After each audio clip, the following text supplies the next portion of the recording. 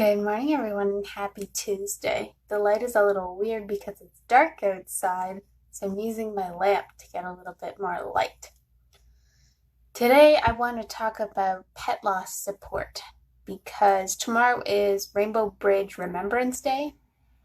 In case you don't know what that is, when pets pass away, many pet parents call it crossing the Rainbow Bridge. And so Rainbow Bridge Remembrance Day is when we remember the pets that we've lost and come together as a community to support each other in that, no matter how recent the passing was. Morning, Monica.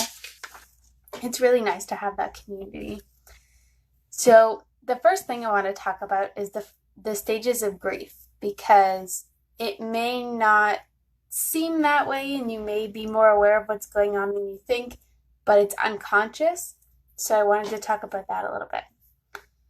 So the first stage of grief is denial. And this is when either our pet passes away suddenly from an accident or something like bloat or colic in horses, and or they get diagnosed with a very serious chronic illness like stage 3 or 4 cancer, and we can't believe that it's happening.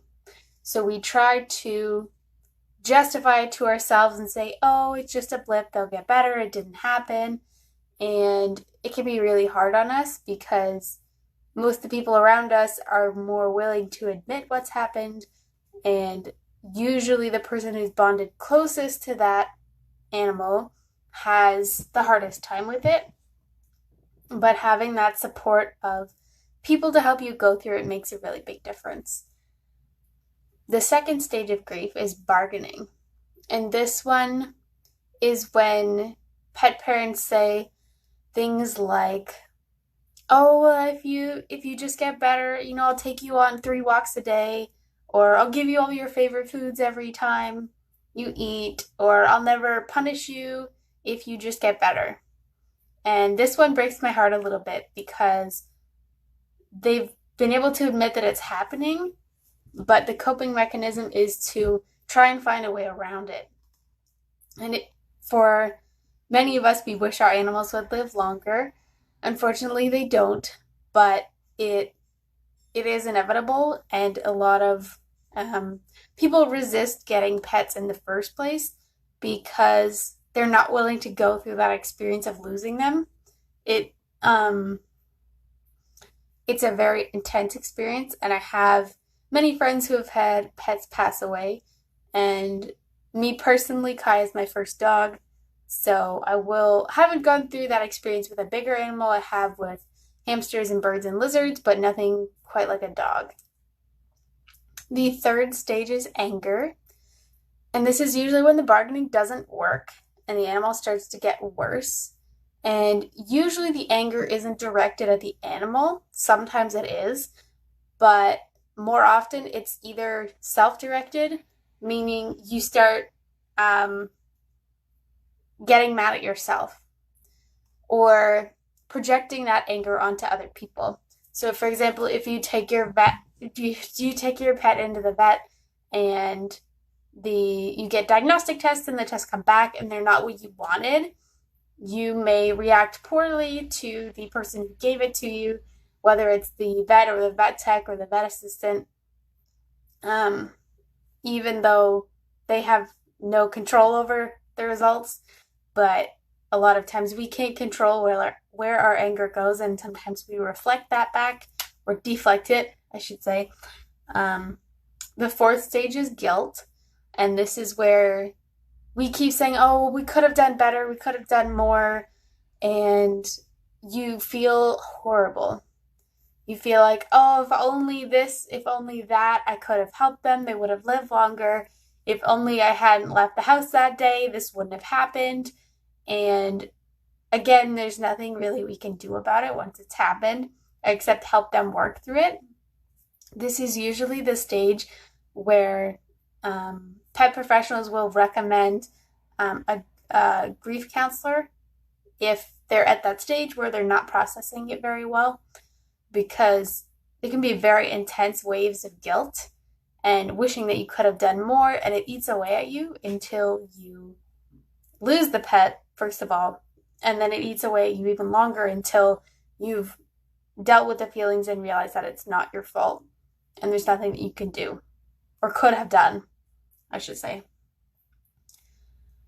The fifth stage is sorrow, and this is the deep, deep mourning feeling in your chest that you've realized that they're not there anymore. And this is usually, you're walking around your house and you thought you cleaned up all of your animal stuff, but you'll see a toy or a stray hairball or something like that reminds you, and all of a sudden you're back in that place of mourning and deep feeling like you're missing that part of your life, like the limb is gone. Your pet kind of becomes that thing that you, or being that you expect to see every day, and all of a sudden they're not there. And it can be very jarring the first couple of times, but to, go for a walk and go past your pet's favorite spot, or to see someone that your pet used to play with, anything like that. The triggers can be pretty varying, but the more time you spend with your animal, typically the more triggers there will be. So it does get harder to work through that. But for most people, the bond is very strong.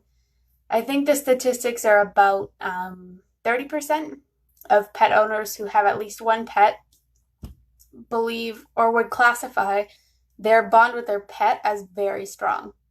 So typically these are the people that experience the stages the longest. Some people skip stages, some people experience multiple at the same time, but usually the closer the bond, the longer the process, especially for those with assistance dogs or therapy dogs, or if they're working with their dog, like a military dog or something like that. Usually the experience is very intense because you're working with them all day, every day. The last stage is resolution. And this is when we understand that they've passed and we're through the deep grieving part. And this is usually when people start to consider getting another animal. Sometimes it's if you want to get a new animal too soon, you feel like you're replacing your previous one, and that can create a lot of feelings of dissonance between you and the new animal, and that you may not bond very well with them. So waiting until you've reached that stage of resolution will make having your next animal easier, because the bond will be easier to create. Even though the animal may not be the same as your previous, they will have different mannerisms and behaviors. So trying to let go of that expectation that they're going to be just like your other animal can be hard, but understanding that each animal is here to teach you something different. And I personally believe in reincarnation. So I've had some animal communication clients that the animal tells me they've come back as a different animal, but to the same person, because they haven't learned the lesson that they needed to learn. So those are the stages of grief. I want to talk a little bit about having support for these things, because yes, you can go see a grief counselor and your friends and your family are around you, but for people who haven't been through it before and people who don't have that community, it's really important to build it up. Monica says, Coco became an angel January 2018, and I'm still in the sorrow stage. Our bond was beyond amazing, waiting for her to come back. How long did you have Coco, Monica, before she passed?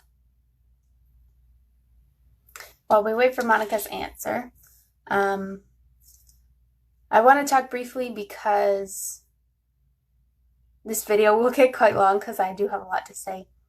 But many businesses are starting to consider losing a pet as losing a family member, because you do get personal days off if your family member passes away. But for a long time, there was no, I don't want to say compensation, but there was no days relief from work for when you lose a pet. And a lot of people consider their animals family. So when we do lose them, it's very jarring. And to have that time off work is really helpful to kind of move through the grieving process. Monica says 12 and a half years. Wow. I imagine her having a very beautiful life with you, Monica.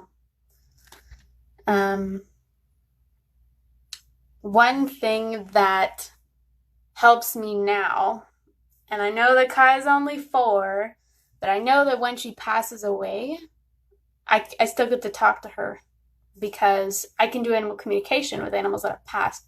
So once I get past that, I believe it's a 3-month period, and then you're allowed to communicate with them. You kind of have to give them that chance to cross over first. I know that I still get to talk to her.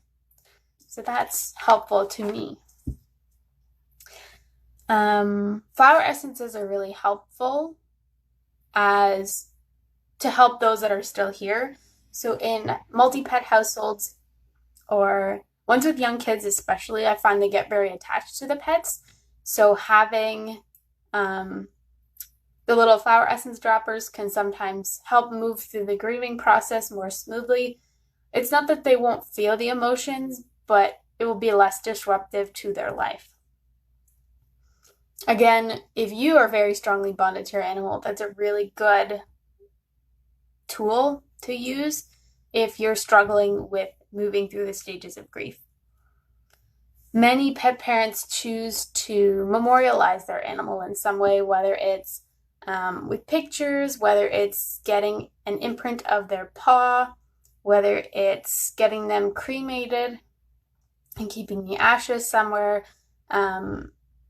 A past client of mine had a ceremony for her pet, and I'm not sure whether she had him buried or not, but I know that she had, similar to a celebration of life that you would have for people, it was the same idea. And she had a little book and everybody signed it, and it was really wonderful to see people moving through it in that way.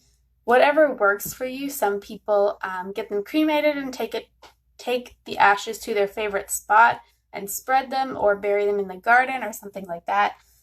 But having those options can help people because people process grief in different ways.